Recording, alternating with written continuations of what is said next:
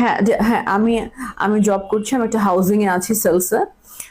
তার পাশাপাশি আমার একটা ছোটখাটো কাপড়ের ব্যবসা আছে, যেটাকে আমি শোরুম করার পরেই আসলে সবার সামনে আনতে চাচ্ছি। হোপফুলি আমরা এবছরই একটা শোরুম করতে পারবো। দুর্বিষহ অবস্থা বলতে আসলে সোশ্যাল মিডিয়ায় আমাকে নিয়ে যে টানা হ্যাচড়াটা চলছিল, আমি ওগুলো আর নিতে পারতেছিলাম না। সিম্পলি ভাই, আমি একদম মানে পাগল হয়ে যাচ্ছিলাম। সকালবেলা উঠলেই আমি শুনতাম আমাকে নিয়ে এটা হয়েছে, আমি নাকি এই কাজটা করছি যেখানে আমি ওই কাজটা করি নাই। বিকালে হলে শুনতাম যে আমি ওইটা করছি ওইটা করছি, তো আমি ওগুলো কোনো কাজ দেখা যাচ্ছে করি নাই। বাট আমার দোষ হয়ে যাচ্ছে, আমার ঘাড়ে চলে আসতেছে। আমি এই ব্যাপারগুলো সিম্পলি আর টানতে পারছিলাম না, আমি নিতে পারতেছিলাম না একদমই। দ্যাটস আমার মনে হয়েছে যে আমার একটা ব্রেক দরকার, আমার একটা গ্যাপ দরকার, আমার নিজেকে আরেকটু গোছানো দরকার, আর একটু সাজানো দরকার।